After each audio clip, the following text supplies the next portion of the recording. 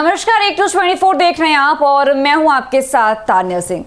देखिए, भ्रष्टाचार और घूसखोरी के गंभीर आरोपों में गिरफ्तार हुए आईएएस अधिकारी संजीव हंस की परेशानियां लगातार बढ़ती ही जा रही हैं और अब बिहार सरकार ने उनके खिलाफ दर्ज मामलों पर बड़ा फैसला लेते हुए उनके विरुद्ध मुकदमा चलाने की अनुमति भी दे दी है। बता दें कि जिससे उनके खिलाफ कानूनी शिकंजा और भी कसा गया है।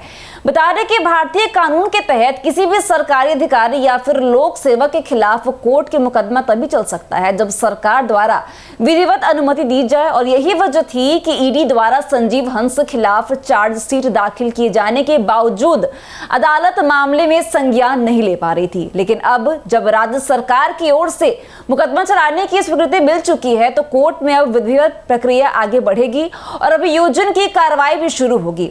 संजीव हंस पर यह आरोप है कि उन्होंने अपने पद का दुरुपयोग कर भ्रष्टाचार के जरिए भारी मात्रा में अवैध संपत्ति अर्जित की है। उन्हें गिरफ्तार करने वाली जांच एजेंसी यानी कि ईडी ने दिसंबर 2024 में कोर्ट में 5 लोगों के खिलाफ भी चार्जशीट दायर की थी, जिसमें संजीव हंस और पूर्व विधायक गुलाब यादव का भी नाम शामिल था। हालांकि राज्य सरकार की अनुमति नहीं होने की वजह से कोर्ट चार्जशीट का संज्ञान नहीं ले पा रही थी, लेकिन इस प्रक्रिया में देरी भी हो रही थी। लेकिन अब राज्य सरकार की मंजूरी मिलने के बाद संजीव हंस पर कानूनी कार्रवाई का रास्ता साफ हो गया है। ईडी की जांच में सामने आया कि संजीव हंस ने वर्ष 2018 से 2023 के बीच बिहार सरकार में अपने प्रभावशाली पोस्टिंग के दौरान पद का दुरुपयोग कर अंकुश संपत्ति जमा की और उस समय वह बिहार के ऊर्जा विभाग में प्रधान सचिव के पद पर तैनात थे और उनके नेटवर्क के माध्यम से कथित तौर पर कई करोड़ रुपए की अवैध कमाई भी की गई। ईडी की जांच उन्हीं आरोपों पर केंद्रित रही और उन्होंने किस तरह से सत्ता और पद का दुरुपयोग करते हुए भ्रष्ट तरीके से धन इकट्ठा किया। इस सिलसिले में उनके खिलाफ prevention of money laundering act के तहत मामला भी दर्ज किया गया और ईडी की रिपोर्ट के आधार पर बिहार सरकार के निगरानी विभाग की विशेष इकाई ने भी संजीव हंस के खिलाफ आय से अधिक संपत्ति अर्जित करने का मामला दर्ज किया था।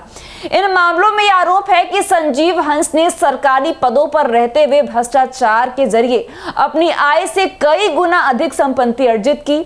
उनके पास से मिले दस्तावेजों और संपत्ति के ब्यौरे के आधार पर यह आशंका जताई गई है कि उन्होंने बेनामी संपत्तियों और जाली कंपनियों के जरिए भी काले धन को सफेद करने की कोशिश की। इन तथ्यों के आधार पर उनके खिलाफ कड़ी कार्रवाई की तैयारी की जा रही है। गौरतलब है कि जनवरी 2023 में पहली बार संजीव हंस के खिलाफ भ्रष्टाचार और घूसखोरी के मामले उजागर हुए थे। उस समय से अब तक मामले की जांच लगातार चल रही थी। पटना उच्च न्यायालय ने सितंबर 2023 में संबंधित एक प्राथमिकी को खारिज कर दिया था, लेकिन इसके बावजूद ईडी ने अपनी जांच जारी रखी। जांच में यह भी पाया गया कि संजीव हंस और पूर्व विधायक गुलाब यादव के बीच वित्तीय लेन देन हुए हैं, जिनकी गहराई से जांच भी की जा रही है। इस लेन देन के जरिए अवैध धन को एक व्यक्ति से दूसरे व्यक्ति तक पहुंचाने का प्रयास भी किया गया, जिससे यह नेटवर्क और भी विस्तृत प्रतीत होता है। अब जब राज्य सरकार ने संजीव हंस के खिलाफ मुकदमा चलाने की अनुमति दे दी है तो अदालत में चार्जशीट पर संज्ञान लिया जाएगा और मुकदमे की सुनवाई शुरू होगी। ईडी पहले ही कई सबूत कोर्ट में समक्ष रख चुकी है और अब उनके आधार पर संजीव हंस को कानूनी प्रक्रिया का सामना करना पड़ेगा। यह मामला न केवल संजीव हंस बल्कि बिहार प्रशासनिक व्यवस्था के लिए भी एक बड़ा उदाहरण बन सकता है कि भ्रष्टाचार में लिप्त किसी भी अधिकारी को कानून से छूट नहीं मिलेगा, चाहे वह कितना ही उच्च पद पर क्यों ना हो। इस कार्रवाई से राज्य सरकार ने स्पष्ट संकेत दिया है कि यह भ्रष्टाचार के खिलाफ सख्त रवैया अपनाए हुए है और दोषियों को किसी भी कीमत पर बख्शा नहीं जाएगा। तो ऐसी अपडेट्स के लिए बने रहिए हमारे साथ और देखते रहिए 24। दीजिएगा इजाजत। धन्यवाद।